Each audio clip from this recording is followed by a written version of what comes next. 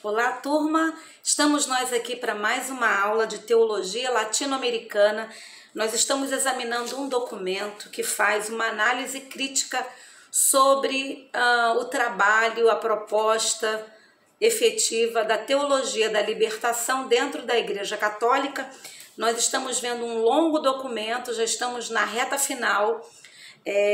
Um documento de 15 páginas, eu vou disponibilizar para vocês, bem interessante. Que foi publicado no Vaticano, na área da doutrina e fé. Então vocês vão ver como é interessante esse documento. Ele trabalha as várias vertentes que pode se analisar a teologia da libertação, os seus benefícios, as suas implicações, as suas incongruências filosóficas dentro da teologia, dentro da doutrina, dentro da fé cristã, dentro da Bíblia. Então é bem interessante de você assistir às aulas anteriores. A gente já está trabalhando há algum tempo nesse documento e a gente está agora na reta final, que são as orientações que esse grupo que montou esse documento, depois de toda a análise, eles fazem as orientações, a conclusão, né? E encerra assim o documento, tá bom? Vamos ver se a gente consegue terminar hoje, se não, em mais uma aula no máximo, a gente fecha esse longo documento, mas assim, muito importante para a gente entender. Que às vezes a gente escuta sobre a teologia da libertação de uma forma partidária, né? Alguém que gosta vai defender para você, alguém que não gosta vai dizer o porquê que não gosta. Então eu escolhi esse documento porque é uma análise crítica. Então ele pega como foi criado, pega a história, pega os principais pilares,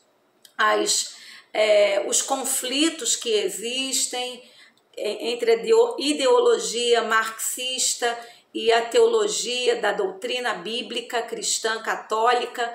Então é importante você dar uma olhada nesse documento, depois que eu vou disponibilizar para vocês. Vocês podem ler esse documento novamente, é bem interessante. E aí, quando alguém falar alguma coisa sobre a teologia da libertação, você já tem uma visão crítica e não uma visão partidária ou parcial, seja defendendo ou seja atacando, né? Então, como nós estamos na academia, como nós estamos nesse espaço de busca do conhecimento, então a gente precisa analisar as várias faces de um mesmo assunto. Por isso, esse documento, ok?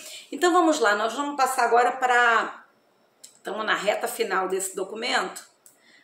Ele tem agora essa parte que a gente vai ver, tem 18 pontos, que são as orientações. Então, eles escrevem assim, o primeiro ponto: chamar a atenção, né? Isso aqui, eles estão dando esse relatório para o Vaticano, ok? Então, eles são firmados para fazer esse tipo de apontamento, né?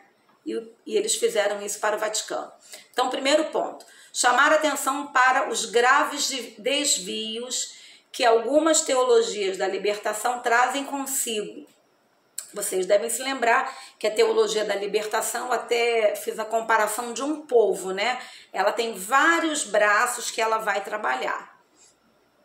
Então, trazem consigo e não devem de modo nenhum ser interpretado como uma aprovação, ainda que indireta, aos que contribuem para a manutenção da miséria dos povos, aos que dela se aproveitam, aos que se acomodam, aos que ficam indiferentes perante esta miséria. A igreja, guiada pelo evangelho da misericórdia e pelo amor ao homem, escuta o clamor da justiça e deseja responder com todas as suas forças. Ou seja, eles estão dizendo o seguinte: o fato de criticar e de pontuar explicitamente as divergências que essa teologia tem com a Igreja Católica, com a Bíblia, com a doutrina, eles estão dizendo, do mesmo modo, nós não estamos nos isentando de lutar e de denunciar e de dizer que a igreja é contra a prática da injustiça, a igreja é contra a miséria, por isso ela tem a prática da misericórdia guiada pelo Evangelho, né? Então, uma coisa não exclui a outra. Eles estarem pontuando aquilo que a teologia da libertação extrapolou dentro da visão bíblica cristã, não significa, então, que a igreja oficial está aplaudindo a miséria ou aplaudindo a pobreza, aplaudindo a opressão, aplaudindo a injustiça, tá bom? Segunda orientação que eles dão, que é um imenso apelo, é assim dirigido à igreja, com a audácia e com a coragem, com a clarividência e com a prudência, com o zelo e com a força de ânimo, com o amor aos pobres, que vai até o sacrifício, aos pastores, como muitos já fazem, hão de considerar como tarefa prioritária responder a este apelo. Novamente, eu estou lembrando você que pastores aqui, dentro do contexto católico, né, eles podem chamar tanto os clérigos como os leigos com essa nomenclatura de pastores. Na verdade, assim, é o ato pastoral, o ato de cuidar, né, do rebanho. Existe a pastoral da criança, a pastoral do idoso, a pastoral da família, né? Tem várias pastorais que funcionam dentro da Igreja Católica assim. Só para você não confundir e não ficar embaralhado, tá bom? Eles também dizem que todos aqueles sacerdotes, religiosos e leigos que ouvem o clamor pela justiça, que quiserem trabalhar na evangelização e na promoção humana, devem fazer em comunhão com o seu bispo, com a igreja, cada um na sua linha, da sua vocação eclesial específica. O que eles estão pontuando? A teologia da libertação queria um trabalho muito autônomo da igreja católica romana, né? Então estava como católicos, mas não querendo se submeter à igreja católica, como ela é organizada, como ela é pensada, como ela é vivida. Então, o que eles estão dizendo? Os sacerdotes, ou seja, os clérigos e os leigos, podem e devem trabalhar nessa tônica da misericórdia, entretanto, em acordo, em comunhão com os seus bispos, com as suas igrejas locais, com as suas áreas de serviço, tá? Ninguém é independente. Eles querem dizer que a teologia da libertação não pode ser um trabalho ou um movimento independente da Igreja Católica Romana.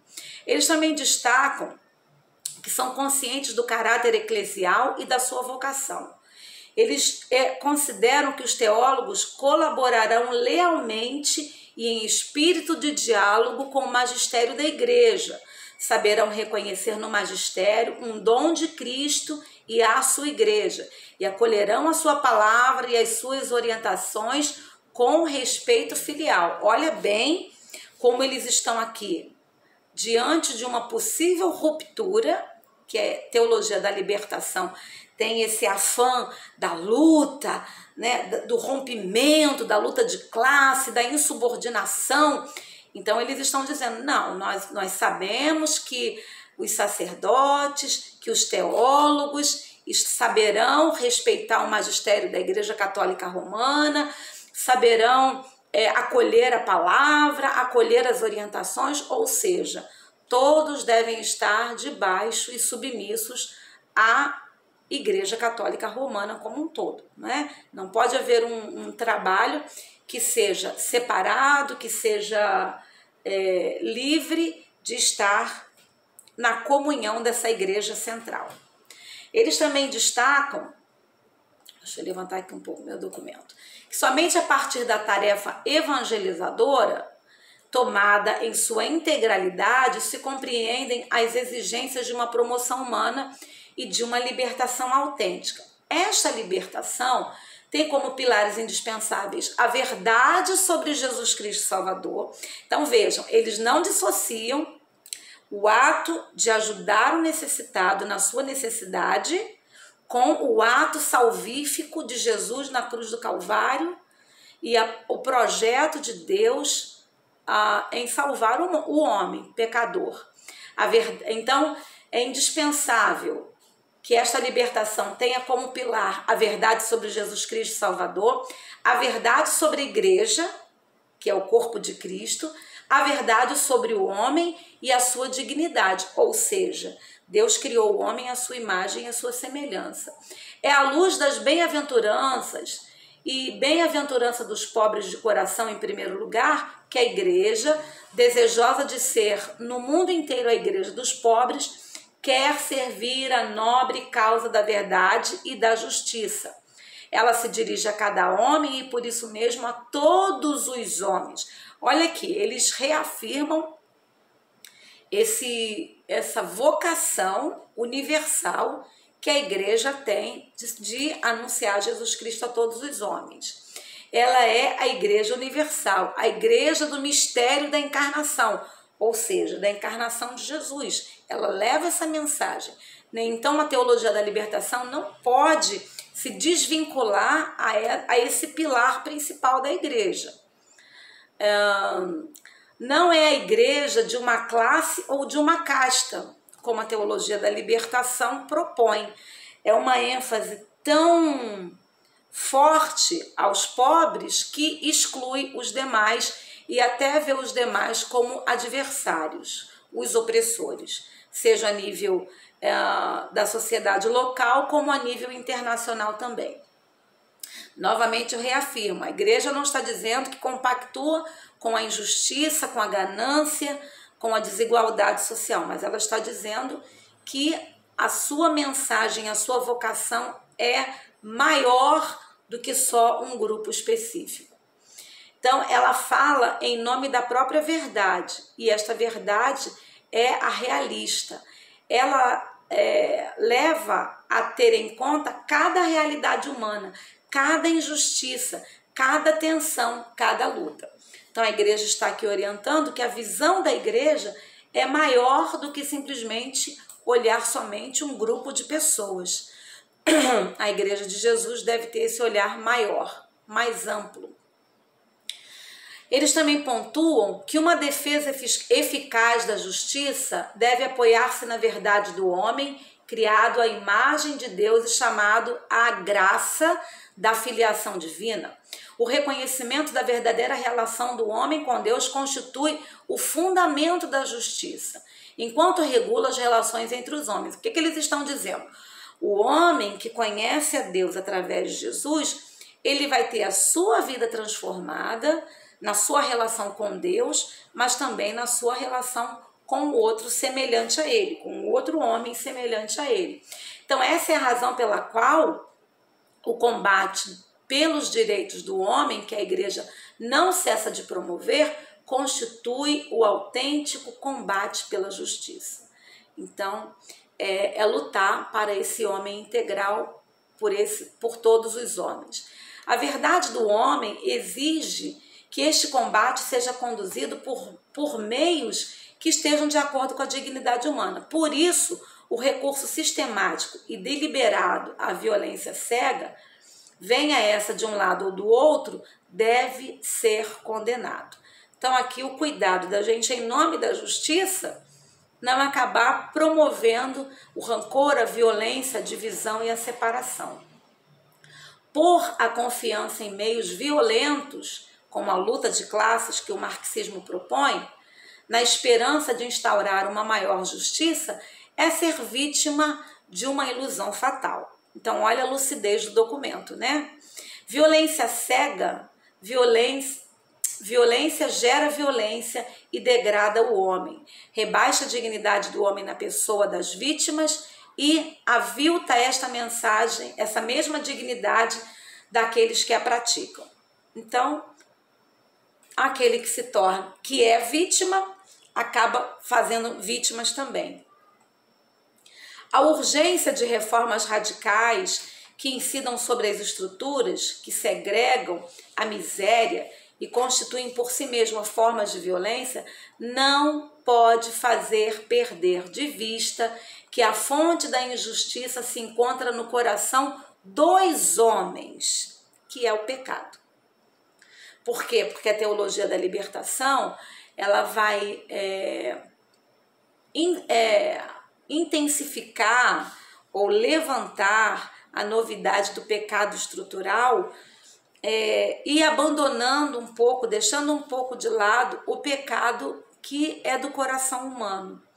Então, ao invés do novo nascimento, luta-se somente pela justiça social da estrutura.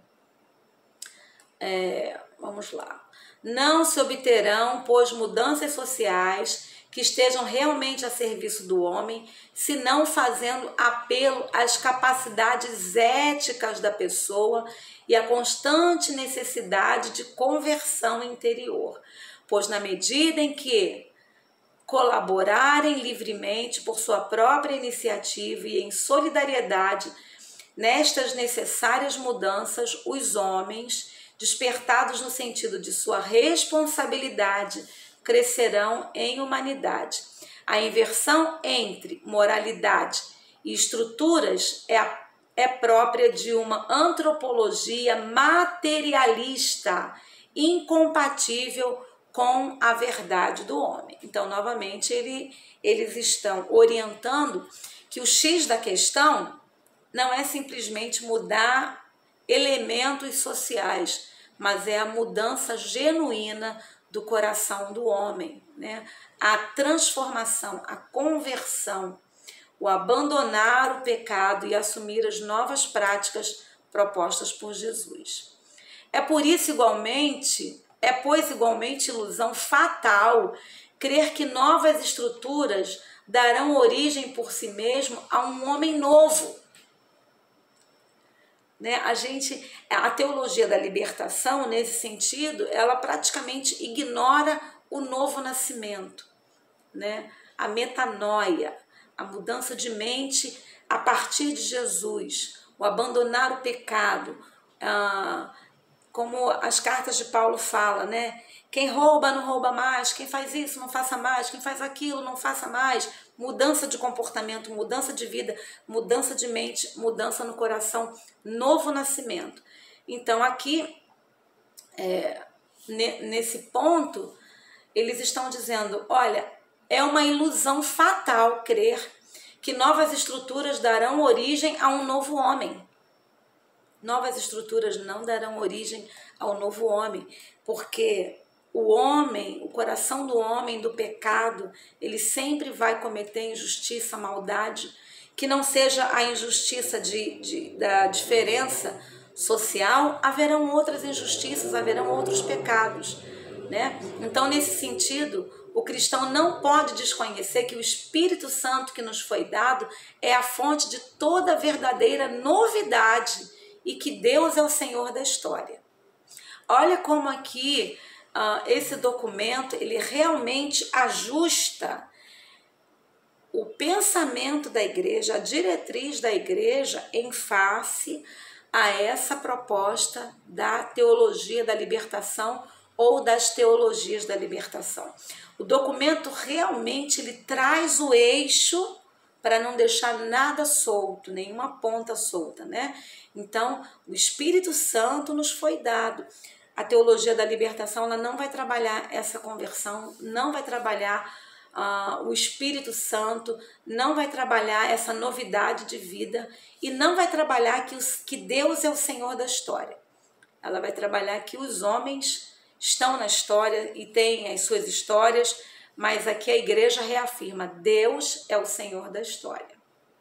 A igreja também oficialmente vai orientar que a derrubada por meio da violência revolucionária de estruturas geradoras de injustiça não é, pois, um fato, o começo da instauração de um regime justo. Olha, gente, isso aqui é tão importante. Isso aqui é tão importante, esse destaque é tão importante. Então, não é o fato de haver uma revolução como a ideologia marxista propõe, essa luta de classes, é o pobre contra o rico, o empresário contra o trabalhador, o país do primeiro mundo contra o país subdesenvolvido, é o nordestino contra o sulista, essa divisão toda, é o branco contra o negro. Então, é a mulher contra o homem contra a mulher, né? Então, não é isso, não é essa revolução que vai, de fato, gerar a instauração de um regime justo. Né? Por quê, gente? Nós estamos falando numa perspectiva religiosa e espiritual. Se nós estivéssemos aqui ouvindo um cientista político, né, fazendo análise, então nós poderíamos ter outras abordagens, mas a abordagem, o olhar que nós estamos aqui falando é sobre a ação da igreja espiritual, a ação concreta da igreja na sua prática e na sua vocação. Por que a igreja existe? Então eles estão dizendo, não adianta fazer revolução, não adianta revolução por meio da violência, não adianta tentar mudar as estruturas por meio dessa luta, dessa sede de luta de classe, achando que isso vai instaurar um regime mais justo. Regime mais justo. Vocês já assistiram aquele filme O Advogado do Diabo? Assistam esse filme. Não vou dar spoiler, não. Assistam. Depois de tudo, vocês vão ver o que vai acontecer. Aí vocês vão me lembrar desse aqui, ó. Não adianta essa luta toda para você tentar fazer um regime justo se os corações não nascerem de novo. Por quê? Porque o ser humano, ele está contaminado pelo pecado original. Só o sangue de Jesus é que pode nos transformar, ok? Então, um fato marcante de nossa época deve ocupar a reflexão de todos aqueles que desejam sinceramente a verdadeira libertação dos seus irmãos. Milhões de pessoas contemporâneas aspiram legitimamente reencontrar as liberdades fundamentais que estão privados por regimes totalitários e ateus. Vou parar aqui rapidinho. Lembrando que o marxismo, ele tem muito essa ênfase do ateísmo. Ele é antirreligioso, né? Então, existem pessoas que sinceramente querem essa mudança. Gente, que cristão não quer isso? Quando você vê, eu não vou nem dizer em países totalitários, sim. Em países comunistas, com certeza, você vê toda sorte de injustiça, de impiedade, de violência, de maldade, né? A gente sabe, inclusive, abrindo um parêntese aqui, a própria tortura e prisão de cristãos, né? Estupro de mulheres, pedofilias, assim, misericórdia, de uma forma pavorosa, né? A legitimidade para matar. Então, fazer a justiça conforme o código de justiça daquele regime, a gente sabe que são coisas terríveis que acontecem. Não que nos outros regimes sociais não aconteçam, acontecem também. Então, claro que nós aqui, que não temos um regime totalitário, que esperamos em Deus que isso não aconteça com o nosso país, a gente já se indigna com tantas práticas horrorosas que acontecem. Você não fica alarmado, você não fica contrariado, você não fica com seu estômago embrulhado, você não fica enojado com muitas coisas que você sabe, que você ouve. Então, a gente não está dizendo que a gente não tem que ter essa sede de justiça, mas a gente não pode ignorar que a verdadeira justiça, a verdadeira mudança vem a partir de Jesus.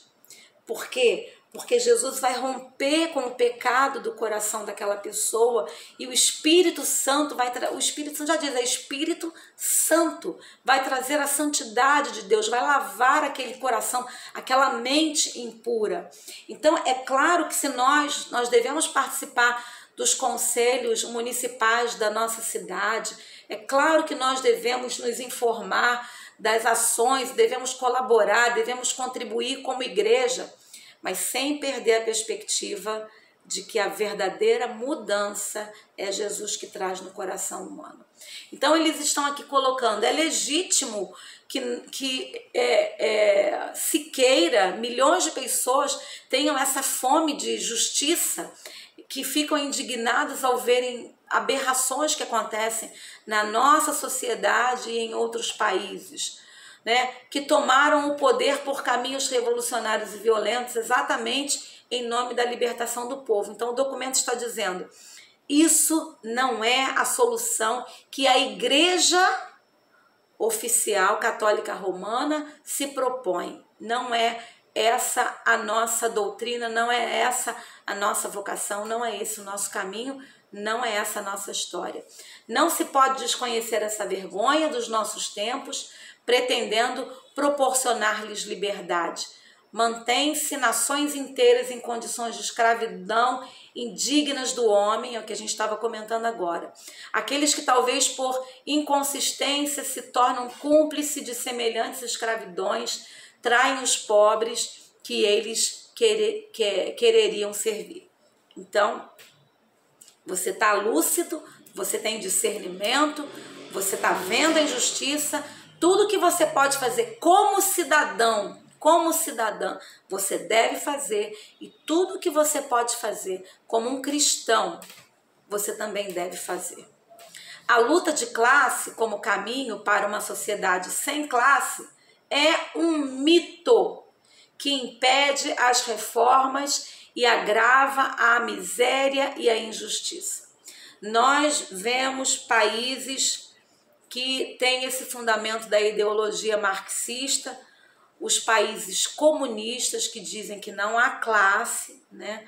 Não há classe, todos são iguais porque todos vivem na miséria, todos vivem oprimidos, há um índice absurdo de corrupção nesses governos, há um luxo extravagante para esses dirigentes e para os seus beneficiados, ao passo que o povo fica na miséria e sem direitos. E aquele que ousa discordar é assassinado, é sumido, é morto, né? Então é um regime de opressão. Então o documento está dizendo isso é uma ilusão. Achar que a luta de classe, de que ter uma classe só, todo mundo vai viver bem, gente, é só no céu. Só no céu que todo mundo vai viver bem. Jesus, eu não quero omitir minha opinião, mas eu vou abrir um parêntese aqui, tá? Jesus mesmo falou, vocês vão sempre ter os pobres. Quer dizer, nesse mundo, nós vamos ter as diferenças. Mas o que Jesus fez com os pobres? Quando ele estava lá no Sermão da Montanha, quando ele estava lá na montanha, pegou os 5 pães e 2 peixes e multiplicou. Então, não é também cruzar o braço e dizer, então fique assim. Não. Mas é ter lucidez e não viver uma ilusão. Aqueles que se deixam fascinar por esse mito de que uma sociedade sem classe é uma sociedade perfeita, deveriam refletir sobre as experiências históricas e amargas às quais ele conduziu. Então, eu peço a vocês que estão vendo esse vídeo que pesquisem esses regimes marxistas, pesquisem como vivem essas sociedades, pesquisem, para que vocês não sejam papagaio de pirata, que vocês fiquem só repetindo as coisas que falam para vocês. Pesquisem, vejam fontes diferentes para você ver o que acontece. E o documento está falando exatamente isso. Vejam como eles proporcionaram experiências históricas amargas. Compreendam então que não se trata de modo algum de abandonar uma via eficaz de luta em prol dos pobres em troca de um ideal desprovido de efeito. Trata-se, pelo contrário, de libertar-se de uma miragem para se apoiar no Evangelho e na sua força de realização. Gente, esse documento é muito forte. É muito forte. Vamos lá, já estamos quase terminando esse daqui. Uma das condições para uma necessária retificação, ou seja, refazer, né, corrigir, uma das condições para necessária correção teológica é a revalorização do magistério social da igreja. Então aqui eles estão dizendo, olha gente, nós temos um magistério, nós temos um setor da nossa igreja que é responsável para cuidar da sã doutrina, para evitar os desvios, os excessos, o que eles chamariam de heresias, enfim, existe um magistério. Então é importante, então eles eles voltam-se para si dizendo: é necessário valorizar, revalorizar, compreender a importância desse magistério social da igreja, tá? E também não só do órgão em si, mas também da própria vocação da igreja, né? Magistério social enquanto também a vocação da igreja de ensinar, eu usaria aqui uma expressão como metodista, né? De discipular dentro da sã doutrina. Mas eles usam essa outra expressão, magistério social da igreja, ok? Este magistério não é de modo algum fechado, é ao contrário aberto a todas as novas questões que não deixam de surgir no decorrer dos tempos. Nesta perspectiva, a contribuição dos teólogos e dos pensadores de todas as regiões do mundo para a reflexão da igreja é hoje indispensável. Ou seja, gente, eles estão dizendo, nós temos um grupo responsável por isso. Então, vamos colocar ordem aqui, lembrar, relembrar e andar dentro de como a nossa igreja é organizada. E eles continuam. Do mesmo modo, a experiência daqueles que trabalham diretamente na evangelização e na promoção dos pobres e dos oprimidos é necessária a reflexão doutrinal e pastoral da igreja. Nesse sentido, é preciso tomar consciência de certos aspectos da verdade a partir da praxis, se por praxis se entende a prática pastoral e uma prática social que conserva sua inspiração evangélica. Evangélica, meus amores, naturalmente no sentido de evangelho e não de igreja evangélica, tá? Eu faço esses ressaltos porque às vezes a gente ouve e a gente pode se confundir, ok? Então eles estão, olha, indo tanto de um lado como do outro, não deixando ninguém de fora dessa análise que eles estão pontuando. O ensino da igreja em matéria social proporciona as grandes orientações éticas. Eles estão dizendo, nossa igreja é estruturada, nossa igreja tem seus departamentos, vamos observar o que cada departamento trabalha para que ninguém saia do rumo daquilo que a gente se propõe. Mas para que se possa atingir diretamente a ação, essa matéria social precisa de pessoas competentes do ponto de vista científico e técnico, bem como no domínio das ciências humanas e da política. Olha como eles querem dar assim um tom de... Como para eles essa questão do academicismo é importante, né? Ter esse fundamento teórico, esse fundamento técnico, esse fundamento científico dessas outras ciências que podem colaborar, mas sempre dentro dessa visão do evangelho.